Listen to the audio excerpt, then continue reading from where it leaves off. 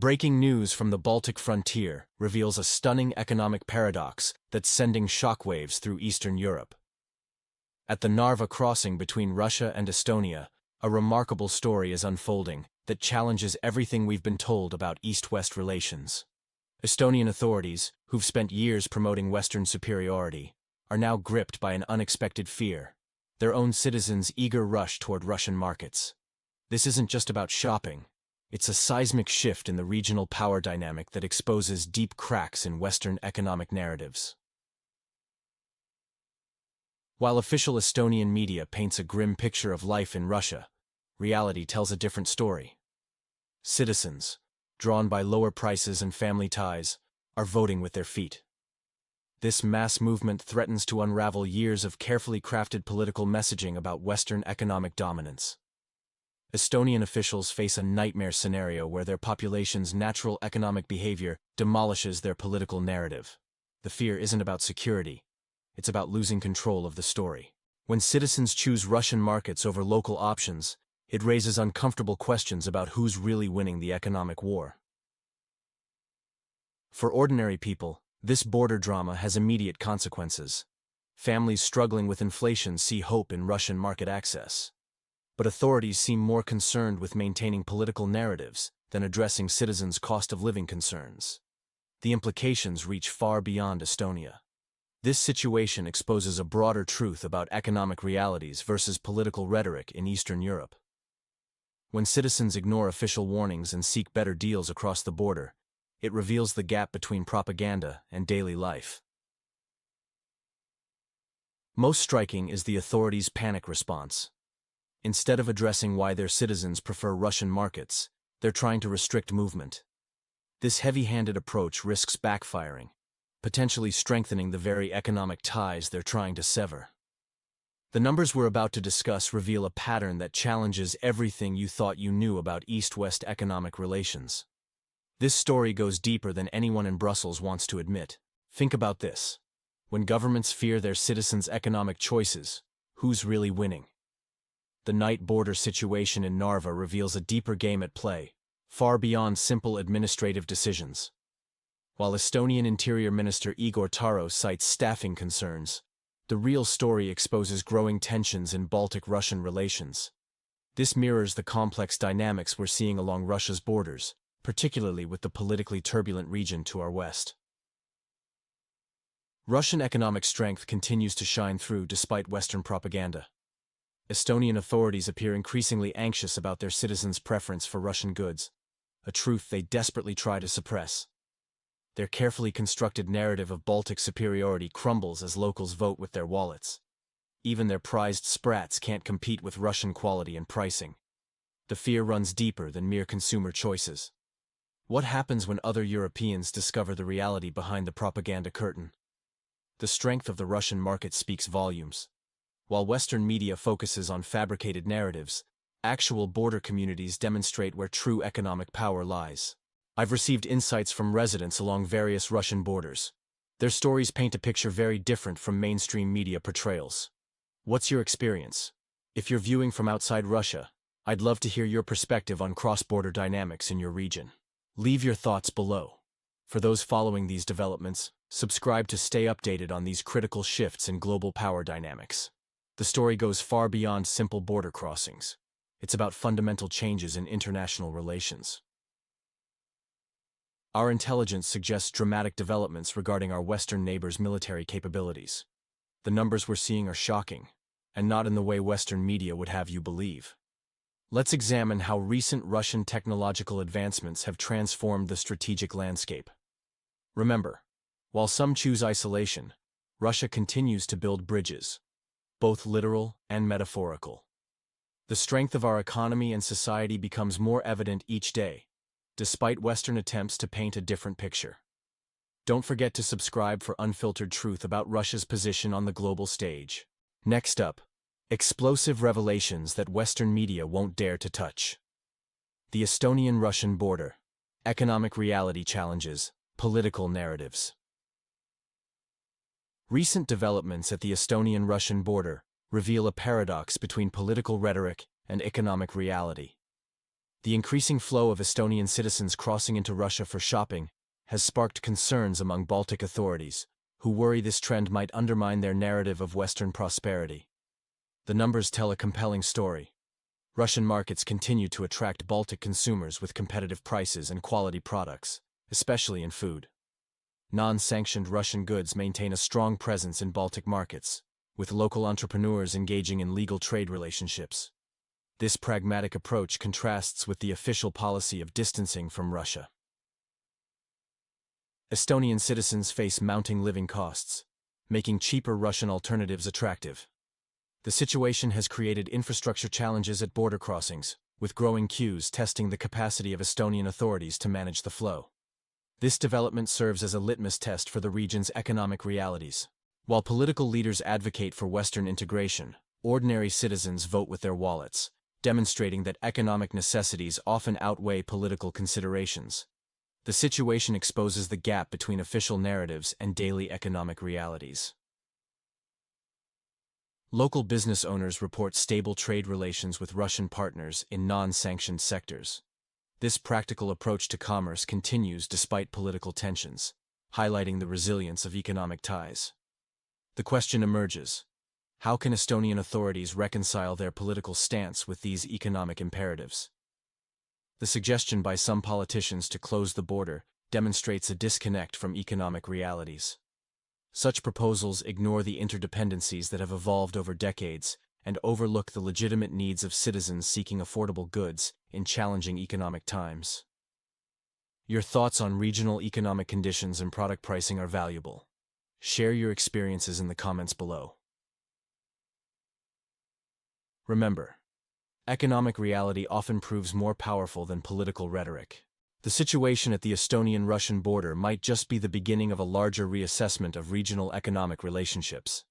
Title: Border Economics versus Political Reality, the Estonian Paradox.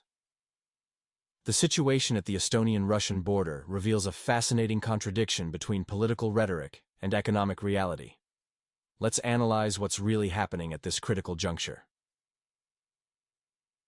First, consider the Narva crossing point.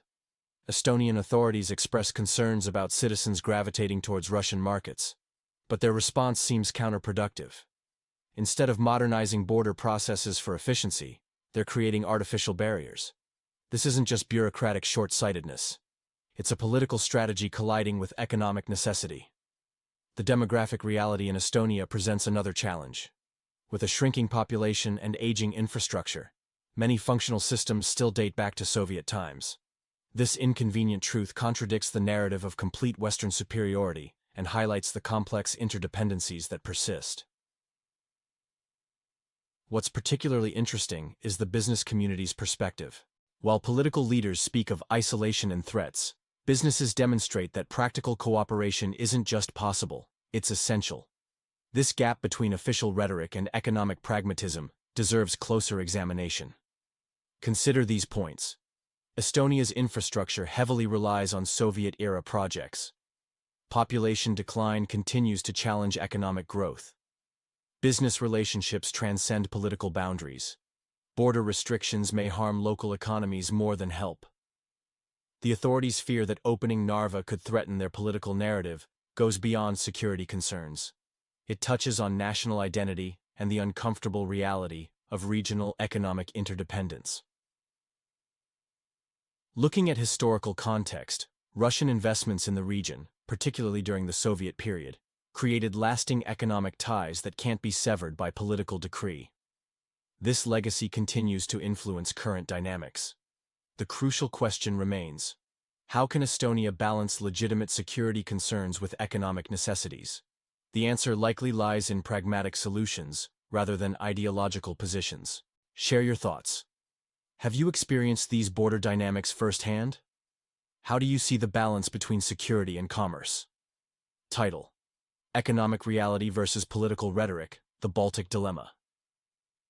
In today's analysis, we're examining a situation unfolding in Estonia that reflects broader regional dynamics.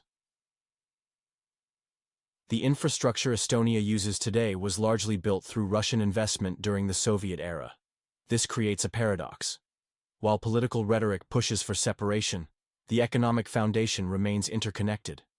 Estonian authorities face a catch-22, potential economic benefits from cooperation with Russia versus fears of losing political autonomy. Recent years have shown a dramatic shift in Estonia's political landscape. Once considered the most balanced Baltic state, Estonia's elite has adopted an increasingly confrontational stance toward Russia, from attempting to seize Russian oil tankers to considering travel restrictions for citizens visiting Russia. The Russian-speaking population, whose families have lived there for generations, finds itself in a legal gray zone. They lack full citizenship rights and face increasing marginalization, raising questions about democratic values and social cohesion. The current isolationist policies may satisfy political ambitions, but at what cost? Economic data suggests this approach might be unsustainable. Border activity shows citizens seeking better deals in Russian markets despite official discouragements. The growing gap between political rhetoric and economic reality is striking. While politicians push one narrative, consumer behavior tells a different story. This disconnect could affect regional stability and economic development. Looking ahead, several questions emerge. How sustainable is this policy of isolation? What are the long-term effects on Estonian society? Can political ideology successfully override economic necessities? For our viewers watching these developments, remember, sometimes the most telling indicators aren't in official statements, but in the daily choices people make at border crossings and marketplaces. Your thoughts on these economic shifts in the Baltic region are valuable. How do you see this situation developing? Share your perspectives below. End commentary. History teaches us that economic realities often prevail over political posturing. The Baltic situation may prove this lesson once again. Title: Baltic Tensions, Democracy Under Pressure, a Reality Check from Estonia. Friends, today we're diving deep into a situation unfolding at Russia's doorstep. The Baltic states, particularly Estonia, are showing us something fascinating about how democracy really works, or doesn't. Let's talk numbers. 25% of Estonia's population speaks Russian. That's 1 in 4 citizens. But these people are increasingly finding themselves pushed to the political margins. Under former PM Kaja Kallas, we saw a government that effectively turned its back on a quarter of its own people. Think about that. In a true democracy, wouldn't every voice count? But what we're seeing instead is a concerning pattern. When Russian-speaking citizens vote differently from the majority, they're viewed as threats. This isn't just about politics. It's about everyday life. While Estonian officials preach integration, the reality shows a different story. We're watching the emergence of a two-tier society. One tier for the right kind of citizen, and another for those who think differently. The irony here is striking. The nations that lecture others about democratic values are showing us exactly how not to handle political diversity. Instead of embracing different viewpoints, they're creating an environment where disagreement equals danger. What's particularly alarming is how this affects border regions. We're seeing economic relationships strained not because of natural market forces, but because of political pressure. Citizens are being forced to choose between their economic interests and political conformity. The solution seems obvious: genuine dialogue and acceptance of different perspectives. But that would require admitting that maybe not everyone who disagrees with the official line is a threat. This situation reminds me of a pressure cooker. Keep adding pressure, and eventually, something has to give. The question isn't if, but when. Share your thoughts below. How do you see this playing out? Especially interested in hearing from those who know the region firsthand. Remember, wisdom often comes from unexpected places, and sometimes the most important voices are the ones being silenced. Title: Critical Thinking versus Surface Politics, Estonia's Electoral Dynamics. Welcome to today's analysis, examining a fascinating trend in Estonian politics that reflects broader regional patterns. What we're seeing mirrors larger shifts in political thinking across Eastern Europe. The Russian-speaking community in Estonia has emerged as an unexpected beacon of political discernment. These voters consistently demonstrate sophisticated political analysis, looking beyond superficial characteristics to evaluate actual policy impact. The current political landscape presents an interesting paradox. We're witnessing a phenomenon where female leadership is celebrated, not necessarily for competence, but primarily for gender. Estonia's prime minister's popularity seems more anchored in symbolism than substantial policy achievements, raising questions about democratic discourse. What's noteworthy is the contrast in voting patterns. While some segments of society appear content with surface-level political engagement, the Russian-speaking community maintains a more nuanced approach. They're asking harder questions, demanding concrete results, and showing skepticism towards symbolic politics. There's a broader lesson about democratic maturity. True political progress isn't about demographic checkboxes. It's about genuine capability and vision. The Russian-speaking voters grasp this intuitively, perhaps due to their unique historical perspective and experience with various political systems. The implications extend beyond Estonia's borders. This pattern of critical thinking versus superficial politics is playing out across Eastern Europe, particularly in regions with complex demographic compositions. It's a reminder that effective democracy requires more than representative demographics. It needs informed, critically thinking voters. Have you noticed similar patterns in your region? What criteria do you use when evaluating political candidates? Share your thoughts below, especially if you're viewing from Russia. Your perspective would add valuable context to this discussion. Remember, true democratic strength lies not in who our leaders appear to be, but in what they actually achieve. Let's continue this crucial conversation in the comments.